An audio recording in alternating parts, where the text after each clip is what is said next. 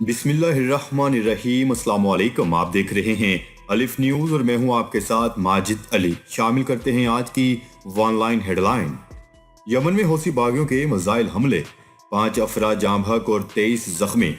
یمن کے شہر مارب میں حوثی باغیوں نے میزائل حملہ کیا، اس کے نتیجے میں 5 افراد جاں بحق اور 23 زخمی ہو گئے۔ عالمی خبرساں ادارے کی رپورٹ کے مطابق یمن میں سعودی اتحادی فوج اور مسلح حوثی باغیوں کے درمیان گمسان کی جنگ جاری ہے اور اس بار میدان جنگ شہر مارب ہے۔ سعودی سربراہی میں قائم اتحادی افواج نے مارب شہر میں حوثی باغیوں کو شکست دے کر قبضہ واگزار کرانے کا اعلان کیا ہے، تاہم آج پھر شہر میزائل حملوں سے گونجتا رہا۔ بھارتی فوج کا طیارہ گر کر تباہ۔ بھارتی ریاست بہار میں تربیتی پرواز کے دوران بھارتی آرمی کا طیارہ ہچکولے کھاتے ہوئے زمین بوس ہو گیا اور پائلٹس کو ایمرجنسی میں جہاز سے کود کر اپنی جانیں بچانا پڑی۔ بھارتی میڈیا کی رپورٹ کے مطابق بھارتی آرمی آفیسرز کی ٹریننگ اکیڈمی کا طیارہ 2 پائلٹس کو لے کر تربیتی پرواز کے لیے اڑان بھرنے کے کچھ ہی دیر بعد گر کر تباہ ہو گیا۔ یعنی شاہدین کا کہنا ہے کہ طیارے کو ہچکولے کھاتے ہوئے تیزی سے زمین کی طرف آتے دیکھ کر خوفزدہ ہو گئے۔ طیارہ دیکھتے ہی دیکھتے کھیتوں میں آن گرا اور اس میں آگ بھڑک اٹھی۔ امریکہ نے ایک بار پھر اپنے شہریوں کو متحدہ عرب امارات سفر نہ کرنے کی ہدایت جاری کر دی۔ محکمہ خارجہ کی طرف سے جاری ایڈوائزری میں کہا گیا ہے کہ متحدہ عرب امارات پر ڈرون اور میزائل حملہ ہو سکتا ہے۔ امریکی شہری امارات سفر سے گریز کریں۔ ابو ظہبی پر حملے کے بعد محکمہ خارجہ نے ٹریول ایڈوائزری جاری کی تھی، جس میں امریکی شہریوں کو امارات نہ جانے کی ہدایت کی گئی تھی۔ پب جی دنیا میں سب سے زیادہ آمدن کرنے والی گیم بن گئی۔ سمارٹ فون میں کھیلے جانے والے موبائل گیم پب جی نے مقبولیت کا ایک اور سنگ میل عبور کر لیا۔ پب جی کمپنی ٹینسنٹ کی جانب سے بتایا گیا ہے کہ پب جی شروع سے ہی کسی نہ کسی شکل میں خبروں میں رہتا ہے۔ ٹیکنالوجی فرم سینسر ٹاور میں شائع ہونے والی رپورٹ کے مطابق دسمبر 2021 میں پب جی دنیا میں سب سے زیادہ آمدن کرنے والی گیمز میں سر فہرست رہا۔ سعودی عرب سرکاری اداروں میں داخلے پر پابندی کا امکان۔ میڈیا رپورٹس کے مطابق 1 فروری 2022 سے اس فیصلے پر عمل درآمد شروع ہو جائے گا۔ فیصلے کے تحت کسی بھی ایسے سعودی شہری یا مقیم غیر ملکی کو جس نے بوسٹر ڈوز نہیں لی ہوگی، ان کو سرکاری اور نجی اداروں میں داخل نہیں ہونے دیا جائے گا۔ عرب ممالک کے بعد ترکی کی بھی اسرائیل سے قربتیں بڑھنے لگی۔ عرب ممالک کے بعد ترکی کی بھی اسرائیل سے قربتیں بڑھنے لگی۔ صہیونی صدر اگلے ماہ ترکی کا دورہ کریں گے۔ مقامی ٹی وی کو انٹرویو دیتے ہوئے ترک صدر رجب طیب اردوغان نے بتایا کہ اسرائیلی صدر اسحاق ہرزوگ 15 فروری سے قبل انقرہ کا دورہ کریں گے۔ انہوں نے مزید کہا ہے کہ دورے کے بعد ترکی اور اسرائیل کے تعلقات میں نیا باب کھلے گا۔ انقرہ تل ابیب کے ساتھ توانائی کے شعبوں میں تعاون بڑھانا چاہتا ہے۔ سعودی عرب کے ایک اور ملک سے تعلقات بحال۔ سعودی عرب اور تھائی لینڈ کے درمیان 3 دہائیوں بعد سفارتی تعلقات مکمل طور پر بحال ہونے اور عالمی سطح پر ایک دوسرے سے تعاون کرنے کا اعلان کر دیا گیا۔ 30 سال قبل 1989 میں سعودی پرنس کے محل سے قیمتی ہیروں اور نایاب اشیاء کی چوری کے معاملے پر دونوں ممالک میں سفارتی تعلقات ختم ہو گئے تھے۔ یوکرین کی صورتحال سنگین ہوئی تو چین کے لیے اچھا نہیں ہوگا۔ امریکہ کی چین کو دھمکی۔ امریکہ کا کہنا ہے کہ اگر یوکرین میں صورتحال سنگین ہوئی تو اس کا اثر چین پر بھی ہوگا۔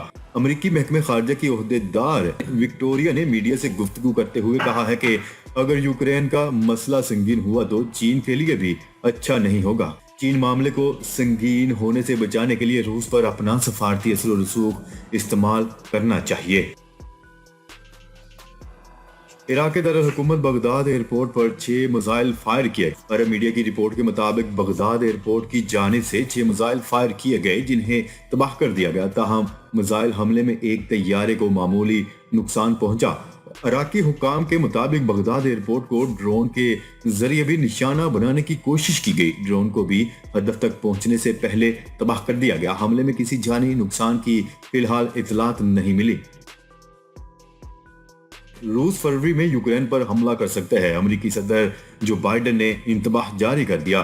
امریکی صدر جو بائیڈن نے خبردار کرتے ہوئے کہا ہے کہ روس فروری میں یوکرین پر हमला कर सकता है। व्हाइट हाउस से जारी बयान के मुताबिक अमेरिकी सदर जो बाइडेन ने यूक्रेनी हम मनसब से गुफ्तगू में खबरदार करते हुए कहा है कि रूस फरवरी में यूक्रेन पर हमला कर सकता है। अमेरिकी सदर जो बाइडेन ने यूक्रेन के सदर से टेलीफोन पर गुफ्तगू में कहा है कि इस बात का बहुत ज्यादा इम्कान है कि रूस फरवरी में यूक्रेन के खिलाफ कोई जारहाना कार्रवाई करेगा। फौजी तरबियत हासिल करने वाले 700 सिक्योरिटी अहलकार अफगान फोर्सेस में शामिल। सूबाई पुलिस के सरबराह ने बताया है कि मशरकी सूबा नंगरहार में 500 पुलिस अहलकार दारुल हुकूमत जलालाबाद शहर में एक माह की तरबियत मुकम्मल करने के बाद पुलिस के एक तरबियती मरकज से फारिगुल तहसील हो गए हैं। उन्होंने बताया है कि नए फारिगुल तहसील पुलिस दस्तों को नंगरहार समेत 4 मशरकी सूबों में तैनात किया जाएगा। हुकूमत की जानिब से जारी करदा एक बयान के मुताबिक शमाली इलाके में फौज के 209वीं अल-फतह कोर में बॉर्डर सिक्योरिटी के 200 सिपाहियों ने फौजी पेशावराना और नजरियाती तरबियत भी मुकम्मल कर ली है। चीन और अमेरिका के वज़ीर ख़ारजा का फोन पर राब्ता, दो तरफा ताल्लुकात और यूक्रेन की सूरत हाल पर तबादला ख्याल। चीन के रियासती कौंसलर और वज़ीर ख़ारजा वांग ई और अमेरिकी वज़ीर ख़ारजा एंथनी ब्लिंकन ने जुमेरात को टेलीफोन पर गुफ्तगू की। दोनों रहनुमाओं ने चीन अमेरिका ताल्लुकात और यूक्रेन की मौजूदा सूरत हाल पर तबादला ख्याल किया। वांग ई ने कहा है कि इस वक्त चीन और अमेरिका की अव्वलीन तरजीह सदर शी जिनपिंग और सदर जो बाइडेन के दरमियान गुज़िश्ता साल नवंबर में होने वाली वीडियो मीटिंग के दौरान तय पाने वाले अहम इत्तेफाक राय पर सही मानों में अमल दरामद करना है। बल्दियाती निज़ाम पर जमात इस्लामी और पीपल्स पार्टी में मुआहिदा, 29 दिन का धरना खत्म। बल्दियाती निज़ाम पर जमात इस्लामी और पीपल्स पार्टी में मुआहिदा तय पा गया। जमात इस्लामी और पीपल्स पार्टी में बल्दियाती कानून में तरमीम पर इत्तफाक हो गया। जमात इस्लामी ने धरना खत्म करने का ऐलान कर दिया। कराची में नए बल्दियाती कानून के खिलाफ सिंध असम्बली के बाहर जमात इस्लामी का धरना खत्म करने के लिए सूबाई वजीर नासिर हुसैन शाह धरने के मुकाम पर रात गए पहुंचे। भारत में खातून पुलिस कैडेट के हिजाब पर पाबंदी। भारत में मोदी सरकार के पैरोकारों की इंतहा पसंदी अरूज पर पहुंच गई। रियासत केरला की हुकूमत ने मुसलमान पुलिस कैडेट के हिजाब करने और पूरी आस्तीन की कमीज पहनने पर पाबंदी आयद कर दी। हुकूमत के मुताबिक रियासती स्कूलों की तलबा के लिए शुरू किए गए स्टूडेंट पुलिस कैडेट प्रोजेक्ट में मजहबी अलामात को इस्तेमाल करने की कोई गुंजाइश नहीं और न ही इसकी इजाजत दी जा सकती है। दुनिया की सबसे तबाहकुन हथियारों की मुहाफिज डॉल्फिन्स हैं। अमेरिका में एटमी हथियारों की सबसे बड़े जखीरे की हिफाजत गुज़िश्ता 50 सालों से तरबियत याफ्ता डॉल्फिन्स अदा कर रही हैं।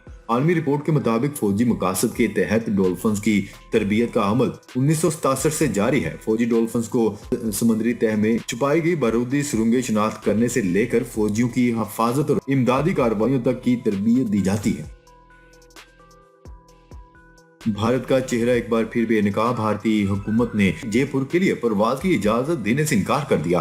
भारतीय सिविल एविएशन अथॉरिटी ने PIA की खसूसी परवाज को जयपुर एयरपोर्ट पर लैंडिंग की इजाजत नहीं दी।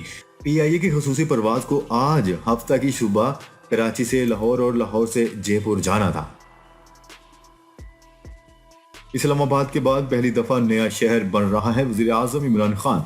वजीर आजम इमरान खान ने दौरा लाहौर के मौका पर कहा है कि इस्लामाबाद के बाद पहली दफा नया शहर बन रहा है। लाहौर फैलता गया जिसके बायस पानी की किल्लत और गंदगी का सामना है। इससे दरिया रावी को बचाया जाएगा। रावी का किनारा सुकड़ता जा रहा है और इसको बचाने के लिए यहाँ 2 करोड़ दरख्त लगाएंगे।